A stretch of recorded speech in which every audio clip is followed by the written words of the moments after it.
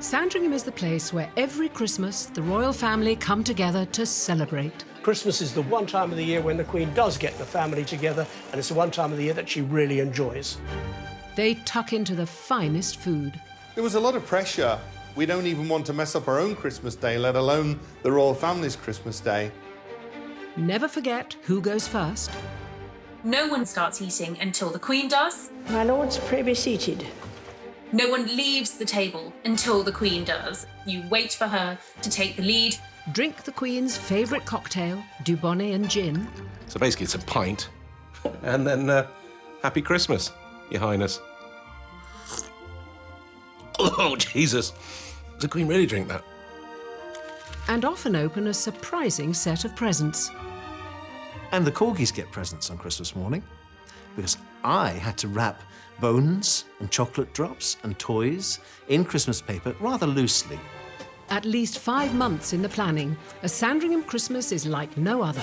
Thousands of fairy lights, 20-feet-high Christmas trees. On hand, an army of 200 staff. For the Queen, a fun day with the family. Not that long ago, the Queen was still dashing around along the corridors, playing hide-and-seek with one of her youngest grandchildren. We take a peek inside a world full of festive surprises. Every year, Charles, Andrew, Edward and Anne still get a Christmas stocking from their mother. The secrets of a very royal Christmas at Sandringham. I think it'd be interesting to spend Christmas Day with the royal family. I'd enjoy it, I think.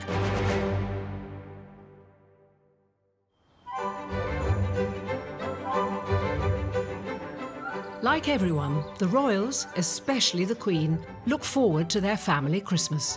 Christmas at Sandringham is a very big deal. When it comes to a royal Christmas, the royal family don't do anything by halves. So Christmas is a very special, very happy, always memorable family occasion.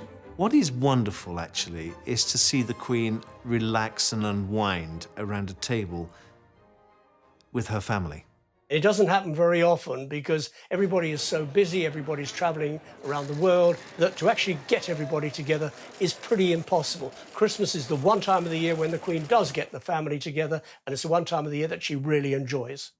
And maybe, just for a few minutes, she stops being Queen and is a mum. But being the royals, it's never that ordinary. Sandringham, in North Norfolk, is no country cottage.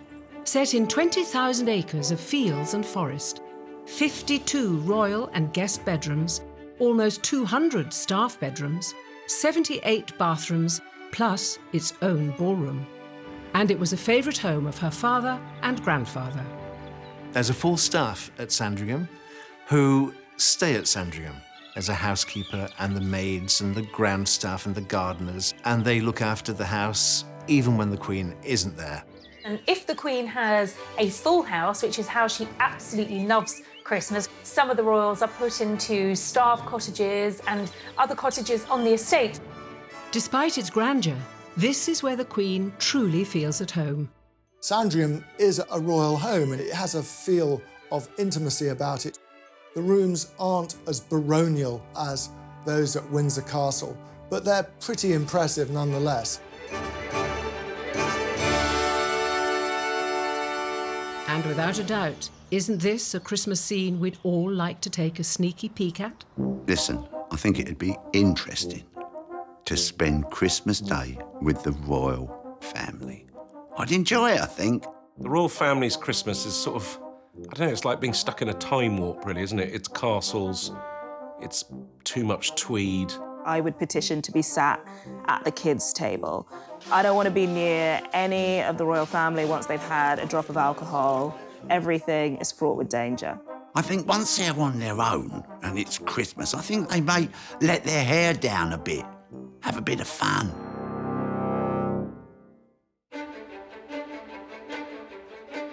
While the Queen wants everyone to enjoy themselves, nothing is left to chance. The Queen starts her Christmas preparations early. While the rest of us are basking in the sunshine on our summer holidays, the Queen is in Balmoral. and is personally signing all 750 of her Christmas cards in August. Everything is planned down to the very last detail. The floral arrangements, the food, and everything is signed off by the Queen. Sandringham would need 5 chefs. 1 on the pastry section, you've got 1 doing the vegetables, 1 doing the sauces, 1 in the larder, and of course, you know, the senior chef sort of overseeing everything that went on. And you were feeding about 100 people in the dining room. The menu doesn't change, it stays the same from year to year. It's often written in French. French has always been the culinary language for all time. The Queen speaks fluent French. She just thinks it's normal. Once the big plans are made, the Queen's eye turns to the finer details.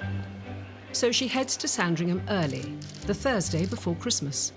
These days, she takes public transport. Her Majesty goes by train to Sandringham and has her own little compartment. It's a public train. She always takes the morning train and she always books the first-class carriage. So if you're a lucky commuter, you might just get to catch a glimpse of the monarch boarding that first-class carriage. The train leaves on time. Not many trains leave on time, but this particular one does leave on time. And off she goes and arrives at King's Lynn, hops in a car and goes down to Sandringham. Once she's arrived, one thing the Queen is expected to do is check out her Christmas trees. There is never a shortage of Christmas trees because the Queen has a farm on which Christmas trees are grown in Sandringham. The farm produces around 1,000 Christmas trees, which are sold locally, though the Queen gets first pick, obviously. The whole tradition of Christmas trees was started by the Queen's ancestors. Christmas was more or less invented by Prince Albert. I mean, he brought that whole Christmas tree tradition from Germany to Great Britain in the mid-19th century. So really we do have the royal family to thank for the quite unusual tradition of bringing an outdoor tree indoors to light and celebrate Christmas. There is one tree the Queen likes to have the final say on, the tree that goes into the dining room, where the presents are laid on Christmas Eve. She likes to decorate that tree with the younger members of the royal family. It's such fun, hanging on the last pieces of tinsel and those baubles with Granny. The Queen is also a great lover and believer in tradition, so she still dresses one of the Christmas trees at Sandringham in the glass handmade decorations that Queen Victoria used to use.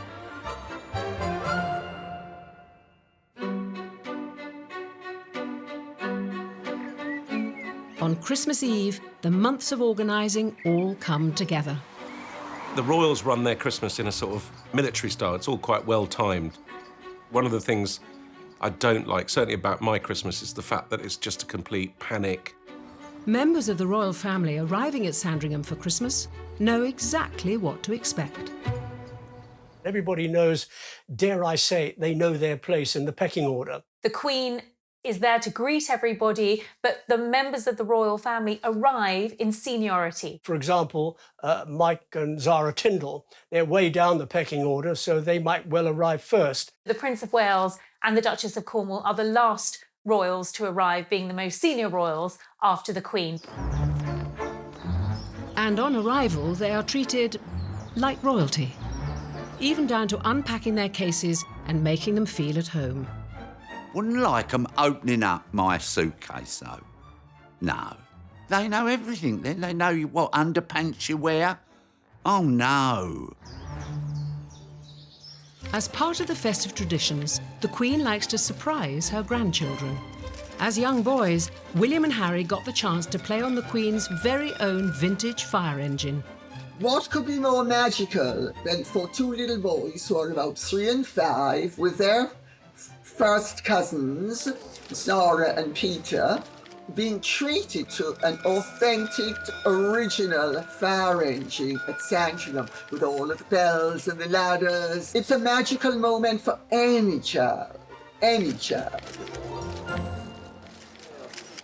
Until recently, William and Harry had their own Christmas traditions at Sandringham, their annual kickabout, royals versus staff.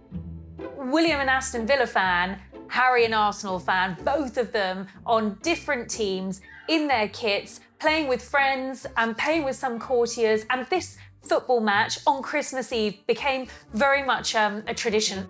I'd be the referee, I think. I couldn't run up and down much. I'd be the referee and I made sure the Aston Villa side won it. Yeah, I'd cheat a bit.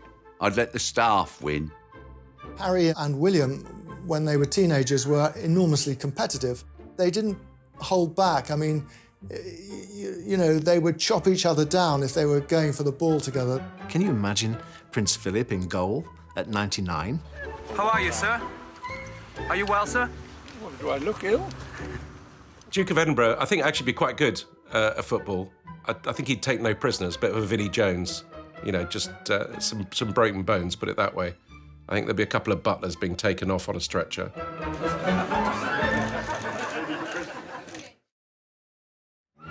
Once the final whistle's blown, the royals turn to another tradition, the delivery of the Christmas hamper.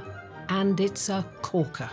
The Royal Christmas hamper, of course, comes from the Queen's greengrocers, Fortnum and Masons in Piccadilly. And it's like an Aladdin's cave, really. It really is a hamper like no other, packed with hundreds of the Queen's favourite treats. There's everything from turkey and ham and foie gras. But not just any foie gras, this is a foie gras en croûte. To champagne and claret. Stilton, chutney, foods that I can't even pronounce but would love also to eat. Chocolates and goodies to eat after dinner. And it comes in an enormous laundry hamper with F&M on the side. It's a sign of class.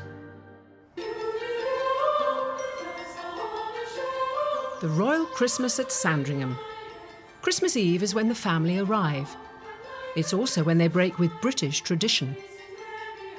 In keeping with their German roots, the royals open presents on Christmas Eve, which isn't just a nod to their history, it's also actually quite practical. Christmas Day is very much a religious day for the Queen, so really, opening presents on Christmas Eve makes sense. So they have tea first, and then the lights go out, the drawing room doors open, and there is the Christmas tree twinkling away. In the royal family go and let loose. There's ripping, there's tearing, there's sharing, and they have fun, away from the prying eyes of the staff. This is really the moment that the children and the grandchildren love because, you know, on the signal from the Queen, they can all just pile in and start ripping off the wrapping paper and see what they've been given. While some of us would have sleepless nights about getting the perfect present, there's one golden rule which, if followed, means you can't go wrong.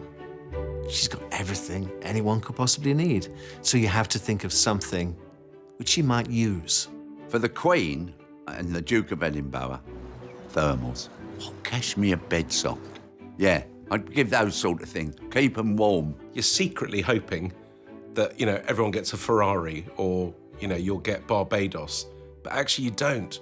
The kind of trend at the palace is only to get gag gifts. They get stuff, basically, each of them sends sort of a courtier to Tiger.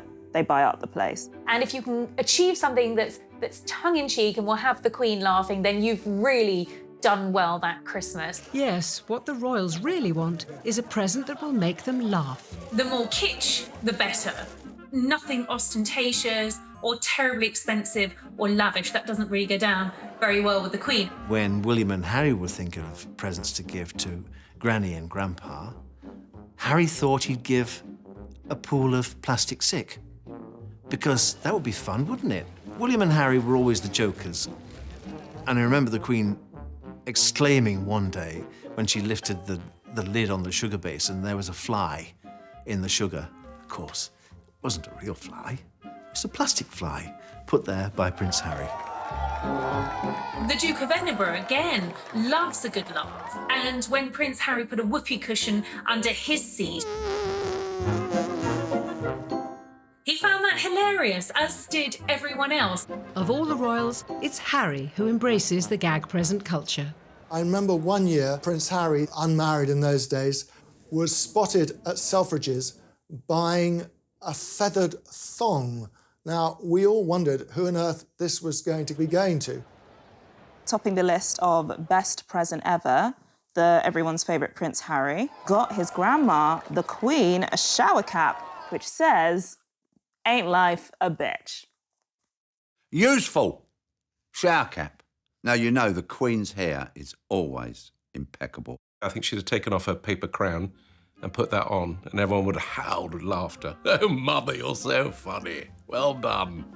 Ha, ha, ha. Where's Andrew? As I know the Queen doesn't take a shower, no. Don't think it would have been worn. The Queen likes to take a bath. Meghan's present of a singing hamster to the Queen was a huge hit, especially when the dogs found it. I would presume a furry clockwork singing hamster, which would be torn to pieces by the Corgis in seconds. Good present for the Corgis. Not so good for the Queen. And there's Princess Anne's gift of a toilet seat to her elder brother. Of course, the royals love lavatorial humour. It's the public school upbringing. And why wouldn't Prince Charles like a white leather loo seat from his sister Anne? Of course he would. What did we used to call the loo? We used to call it the throne. You go and sit on the throne. So giving him a leather-bound loo seat was really Princess Anne's way of saying, well, here you are, you've got your own personal throne. Sometimes, though, the presents really do come in useful. Prince Philip loved to cook on the grill, and especially at Sandringham. And I know that one of his gifts, someone bought him a pepper mill with, when you pressed it, there was a torch on the end, and so you could see what you were putting the pepper on, and he absolutely adored that. They tend to give each other practical things. The Queen, for example, often gets pairs of rubber gloves for washing up, and yes, she does do the washing up, particularly on those picnics that the royals like up in Scotland. One of the things I kind of like about the royal family is that they're not actually as posh as people assume they are. So they have stuff in Tupperware, and they probably would be wearing paper hats. Queen would probably be wearing an amusing paper crown. After the presents, time for the royal black tie and ball gown supper. One occasion when the men dress to impress. The men wear Windsor coats. They're a gift from the Queen. So instead of a black dinner jacket, you wear a Windsor jacket, which has red lapels. A jacket to wear if you are in the family club. The Christmas Eve formal dinner marks the first of the festive meals. The most extraordinary food, made with only the finest ingredients and cooked to perfection. It doesn't just start the day before Christmas. It's weeks and weeks and weeks before. There's so much planning involved. You've got to order all the turkeys. The Christmas puddings have to be made. And the way Sandringham worked is there was no equipment there. Because Sandringham was used by the Prince of Wales, the Queen's chefs didn't leave any equipment there in the kitchens because we'd lose it. The royals reserved Christmas Eve for one of their best meals of the festive holiday. The menu filled with the Queen's favourites. It tends to be locally caught shrimps to start, and then either game or duck or Norfolk lamb, followed by something like a tarte tatin or a soufflé for pudding. And what would Christmas be without chocolate? Well, the Queen is known for having a sweet tooth. She absolutely loves chocolate. And one of the Queen's favourite dishes is the chocolate perfection pudding. It's a rich pastry shell, and then in there it has a layer of cinnamon meringue, and then some whipped cream with more meringue into that, and then a layer of chocolate and like a chocolate meringue on top of that, and then lots of grated chocolate on top of that as well. So when you cut into it, there are all these layers, and it's just so rich and so creamy, and it's just the perfect pudding for that time of year at Christmas. But it's not just about the food. Accompanying every course, a selection of the finest wines. And the Queen knows exactly what she wants. The Queen particularly likes champagne and white wines. So, Christmas isn't Christmas without a bottle of Krug or a bottle of Chateau Margaux. But then you don't just need one, do you? You'll need a dozen at least. Like most of us, the Queen enjoys the spirit of Christmas. The royals like a drink, we all know that. and Her Majesty is no exception. At lunchtime, she will have a gin and Dubonnet. Half gin, half Dubonnet, 2 lumps of ice and a slice of lemon. When she comes down to the drawing room, she would like a martini, maybe 2. And then a glass of wine at dinner, maybe 2. So, basically, gin, generous portion, because it's Christmas, and then Dubonnet, and just same portion as the gin. So basically it's a pint, and then Happy Christmas, Your Highness. Oh, Jesus. But there's a couple of things you won't find on the royal menu. No garlic. Garlic is not served in royal food. We couldn't use it on the menu when she was at the table. I don't think she hated it. I think it's just something that was considered antisocial. It's not very pleasant secondhand. And she knows that she has to meet a lot of people. Seafood is also something that she is quite wary about eating, as is the Duke of Edinburgh. And the one thing you absolutely won't find on the Christmas royal table are oysters. They may be a delicacy, and many people do enjoy them at this time of year, but not the royals. After such sumptuous food and drink, there is one rumoured ritual which proves what a good time the royal guests have had. It dates back to King Edward VII's time, over 100 years ago. Rumour has it that guests are weighed upon arrival at Sandringham and weighed again on a pair of old royal scales to make sure that they have been properly fed during their stay. As Christmas Eve draws to a close, there is one final tradition the Queen still does every year. The Queen still, to this day, makes Christmas stockings for her children out of her old stockings, filled with an orange, an apple, a handful of nuts, some coins, and a present. It could be a tie or a headscarf or something. You know, she really makes sure that everybody wakes up on Christmas morning and finds a stocking with fruit and lovely trinkets in. And she likes to deliver those to the rooms of her children. So every year, Charles, Andrew, Edward, and Anne still get a Christmas stocking from their mother.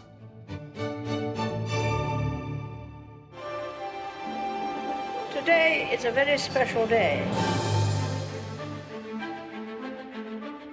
As dawn breaks over Sandringham on Christmas Day, the Queen is up early, ready to give out presents to her favourite guests. The Corgis get presents on Christmas morning. Every year I would wrap toys and bones and chocolate drops in loosely wrapped presents so that little Corgi claws could open them. And the Queen had great fun in dishing them out. We did have 9 Corgis in my day, and it was rather a noise coming out of her bedroom on Christmas morning. But when you're under the monarch's roof for Christmas, lazing around in your pants is not an option. I think if you're the guest of the Queen at Sandringham on Christmas Day, you do exactly what the house rules tell you to do, and you follow the plan. You can't go off-piste. You can't just go for a walk when you want to. You have to wait for the opportunity to do that. I'd quite like a royal affair where it's just absolutely, 9 o'clock you're there, 10 o'clock you're in the car, 10 past 10 wave at the Gormless people outside the church, 11 o'clock you're back there, 50-minute lunch, 4 o'clock go out and shoot some peasants. Pheasants. Most of us think that Christmas should be like jazz. It's improvised, it's freeform. You can have a champagne of your breakfast, you can have lunch at 9 p.m. But for the royals, everything is planned like a military operation. And the Queen likes it like that. She doesn't like to waste time. She likes her time to be filled and then move on to something else. Tradition dictates every part of the day for the royals, from when they wake up to when they can go to bed, and even who gets to come down for breakfast. The royal women are allowed to take their breakfast in their rooms. That's a coffee and a croissant and a continental breakfast. And then breakfast is served downstairs for the gentlemen, and that is a full-cooked breakfast. Breakfast is served on the sideboard, and you help yourself and seat yourself It's a self-service situation. No one's ever waited on at breakfast. And while Sandringham staff are preparing for the meal of the year, the royals on Christmas Day have some important decisions to make. What to wear and when. You get up in one thing, then you have to change to go to church. You might change then for lunch. You might then change to go for a walk in the afternoon. And then you'll change again for dinner. It can be quite exhausting, and it was one of the unbending rituals that both Princess Diana and the Duchess of York found quite hard to adjust to.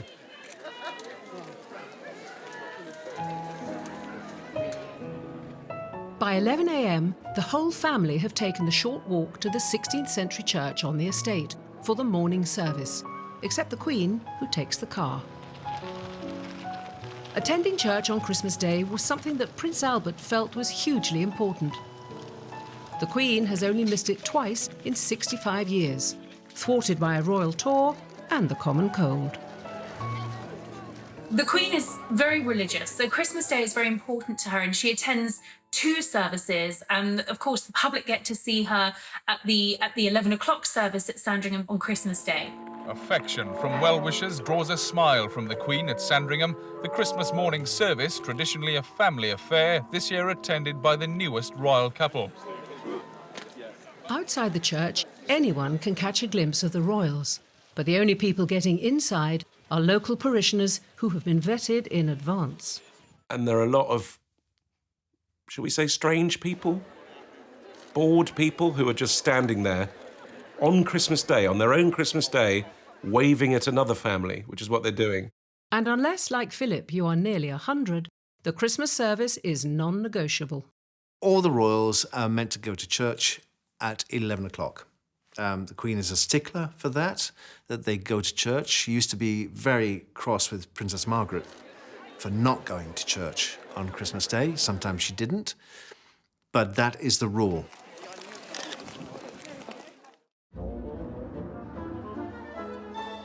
After the service, the royals are back at Sandringham. The main event, Christmas lunch, runs to a tight schedule, starting at exactly 1:15 for just 50 minutes in the red drawing room, which is in fact green. The dining table seats 22, so you've got to have a lot of food to feed 22 people, although none of them eat a lot. There was a lot of pressure preparing Christmas Day. I mean, it was Christmas Day after all, and we don't even want to mess up our own Christmas Day, let alone the royal family's Christmas Day. We worked some long hours. We'd start first thing in the morning, sometimes 6 in the morning, sometimes earlier. I mean, we met Santa Claus as he was leaving. I mean, it was that early we started work. Christmas dinner fit for a queen.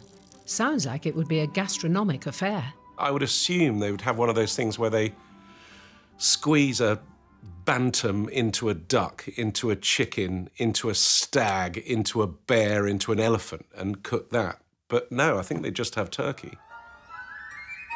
Christmas lunch is pretty much the sort of thing that you and I would eat for Christmas. Turkey, roast potatoes, mashed potatoes, Brussels sprouts, turnips, parsnips, cranberry sauce. You would expect something more extravagant.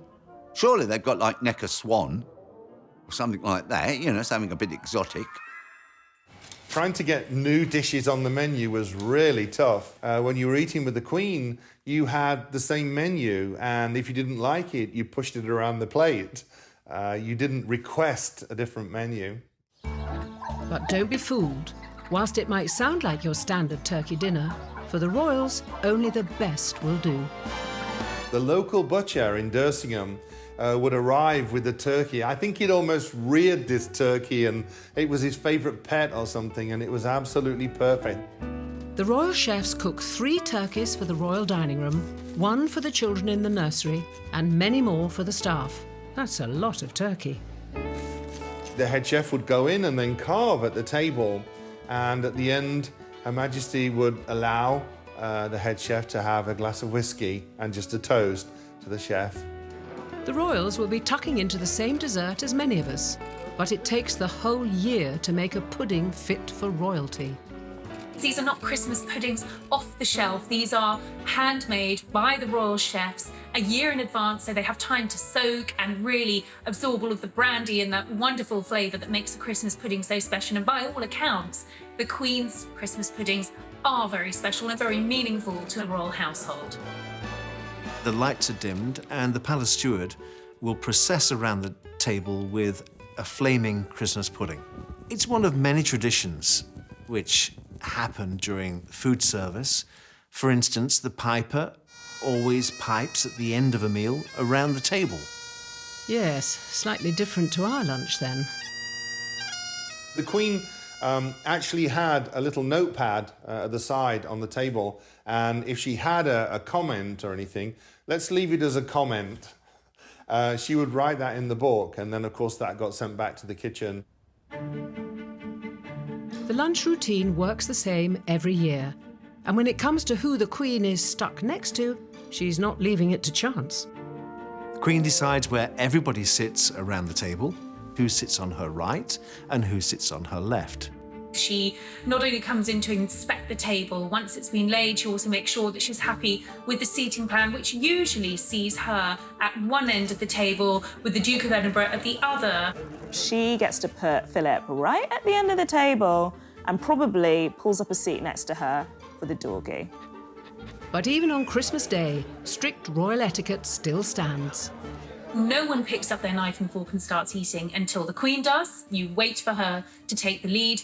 No one leaves the table until the Queen does. You really are completely led by Her Majesty. The one thing she doesn't lead, though, is the conversation. Someone is going to say something. You know, I can imagine them sitting there and then somebody says, I wonder what Meghan got for Christmas. Meghan? Why did you bring up Meghan for? You're like an episode of the Kardashians in there. But that is the point of Christmas, isn't it, really? Because, I mean, really, families are things you avoid all year, and then you all get together at Christmas to just scream at each other and decide you won't see each other for another year. So, to keep things friendly, conversation is restricted around the Queen. When it comes to table talk, politics would be firmly off the menu. Any family rivalry, fallouts, feuds, absolutely no-go. Everyone has a big sunny smile on their face because that's what the Queen wants to see. You can hear the Queen saying, "Oh, really? Do you think so? Oh, I am surprised." At Christmas lunch, they make polite conversation which doesn't really bridge gaps of Megxit or the affairs of Prince Andrew. It was a family atmosphere when they were all in there. It wasn't very formal state banquet sort of thing. And you could hear the laughter in the dining room. They were just happy times. They might be a little bit more upright, but by and large, they do those things that we all do on Christmas Day. They eat, they drink, they swap happy memories and stories. They're surrounded by their family. And the royal treatment isn't just reserved for the family. The royal family would have their lunch, but we had our lunch too in the staff dining room. And there was no expense spared. There was all the turkey and the trimmings and the puddings, and we even had champagne in there. The Queen really wanted her staff to have as good a Christmas as she had. After the endless formalities and politics of lunch are out of the way, it's feet up, ready for Grandma's speech. There is this hurry to get Christmas lunch out the way. Everyone has to be fed and served, and all in time for the Queen's speech at 3 o'clock, which the entire family are expected to be with the monarch, gathered around the television. The Queen's speech is filmed in a variety of locations, usually Buckingham Palace. The Queen became the first monarch to actually televise that speech, which she largely writes herself. I mean, often it is with a little bit of input from her courtiers, but these are very much the Queen's thoughts and reflections on that year. As for the family, well, they always watch it in silence. They don't interrupt. There are no sort of hears or well said. But afterwards, they will compliment her for it. She's pretty amazing. She does it in one take, albeit with an auto cue, but she is the consummate professional. It's often what's next to the Queen that gets everyone talking. The speech is one of the rare times that we actually get to see in one of the Queen's private rooms. And of course, what's on her desk is always of huge interest and is carefully analysed by the media. Last year there was a big fuss because there were no pictures of Prince Harry or Meghan or indeed baby Archie on the Queen's desk. And they are supposed to have regarded this as a huge slight, which was utter rubbish.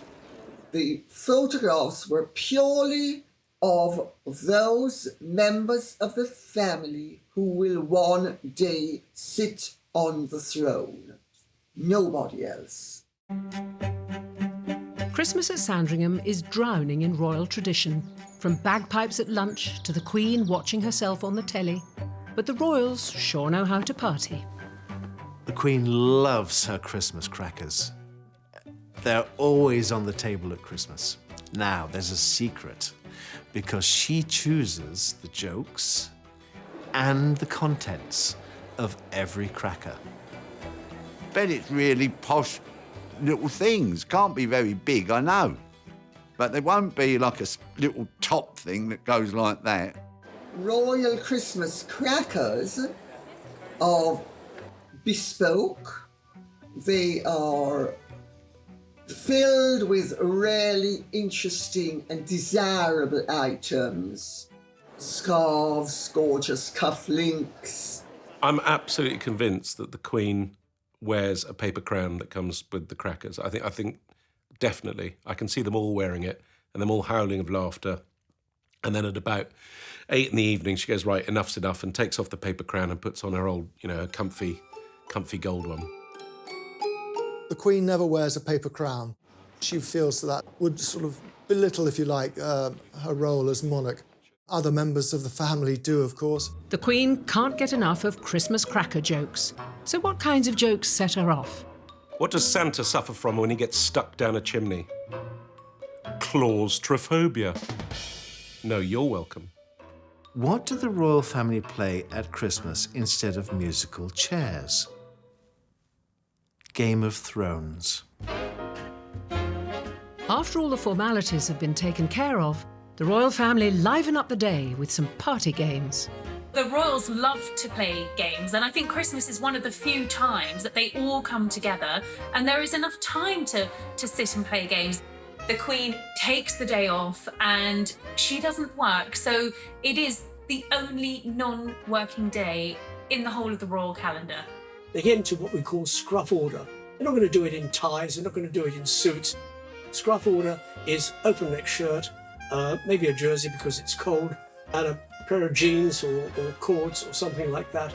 They know how to relax, they know how to laugh, and they know how to enjoy themselves. The Queen loves parlour games. Charades is a personal favourite of hers. She's very good at it. She absolutely insists on playing it over Christmas. She is competitive. She has a reputation for being very good at doing impressions, at least in her younger days. She was good at doing impressions of her prime ministers. Her Mrs. Thatcher was apparently a good one to see. What the Queen will not do is allow people to play Monopoly, because that used to bring out the worst features of certain members of her family who were so keen to win that they would, on one occasion, one of them actually threw the board across the room. The Queen brought an end to Monopoly. If it's a chat with Granny thereafter, bridge is the way to her heart. The best way of getting the Queen's attention is when the card table is set out after dinner. The Queen loves to play a hand of bridge. That's your opportunity to go and take a seat and play with Her Majesty. Then you can have a one-on-one conversation. It's probably just a brief summary of what they've done that year, Embarrassed myself nationally, ran away, still unemployed, swore at people in a car. It's that kind of stuff. I imagine that those bridge games are when majority of the year's scheming, plotting and writing hate mail to Harry and Meghan in LA actually happens. Like us regular folk, the royals are even known to put their feet up and watch a film together in the evening, in the ballroom. They have a cinema at Sandringham, and the royal family get all the latest releases probably before they're being shown in theatres. I know one of the things the royals and I have in common is I have a gentleman come into my ballroom and projects a film of my choice onto the back wall. And my back wall has a selection of hunting utensils and weapons, as do the royals. So it's nice to know that they do stuff that, you know, normal people do as well. They all like to sit down together and watch an action film or a weepy, something which doesn't have too much bad language. Even after the fun and games are over, no one can go to bed until the Queen does. Luckily, at 94, she's unlikely to keep anyone up. Once the Queen retires for the night, the rest of the family can relax. But with all the royal rules and traditions, does the Sandringham Christmas ever get too much? I think the royals probably go there with their own personal staff, including like sort of a clutch of lookalikes. And so it's just the lookalikes wandering around Sandringham, having conversations, while the royals all just hide in their rooms and watch Netflix. I don't think they actually want to talk to each other. I can imagine that as joyful and wonderful as it undoubtedly is, there will probably be moments of stress and tension for members of the royal family. After all, they're not in their own home and they are doing everything, understandably so, by the Queen's book of a royal Christmas. The days when the family would be together away into the new year are long gone. Some go that very day, certainly on Boxing Day at the latest. For many new additions marrying into the royal family, Operation Christmas has been testing. I imagine it must have been an incredible ordeal for Meghan being introduced, not just having to get used to sort of foreign traditions, but then the whole obligations that come with celebrating with the royal family, where everything has to be, you know, just so. She would have been very worried about, I'm sure, about putting a foot wrong.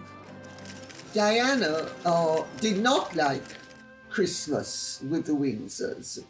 She was very keen to disappear into her room as much as she could. Once the Queen and the royals had left the dining room, Princess Diana just liked to come in for a chat and just sort of walk around the kitchen and see what was going on. Princess Diana used to say to me, by the end of a Christmas visit at Sandringham, I was crawling the walls. Couldn't wait to escape. At the same time, you had the Duchess of York banished to a cottage on the estate. She wasn't welcome to the big house because of her marital difficulties. I mean, those things are probably not mentioned by the royals, but it must have clouded those particular Christmases. The Christmas routine may seem indestructible, but it turns out there is one spanner in the royal works that not even the Queen can get around. This may well be the Queen's first Christmas at Windsor and since 1988, and this may well be a more slimmed down Christmas than the one that the Queen is used to, and in that respect, the royal family are in the same boat as everyone else. I think Prince Andrew will go, I think Prince Edward will go, and Philip, of course, will be there, so she won't be entirely alone. She can stay in bed, she can play with the doggies, she can do all the important stuff on Zoom. I think a Christmas at home, on her own, or with Philip, which is the same as being on your own, would be much more enjoyable. A royal Christmas at Sandringham is simply like no other. 200 staff, endless turkeys, a black tie dinner, 5 outfit changes, and a Christmas day without any presents. From the feasting to the venue where it all takes place, and the sheer scale of a royal Christmas is probably actually quite hard for most of us to imagine. I mean, what other household bakes 1,200 mince pies to prepare for Christmas? The fact that they're in a castle, the fact that they go to church in Rolls Royces, the fact that they have 4 costume changes. Tradition is definitely at the heart of the royal Christmas because the whole point of the royal family is tradition. I used to think the whole institution of the royal family and the traditions and the kind of frozen in timeness of them was really weird. But actually, having had the year we've had, I think it's just what we need. It's incredibly comforting this year, weirdly.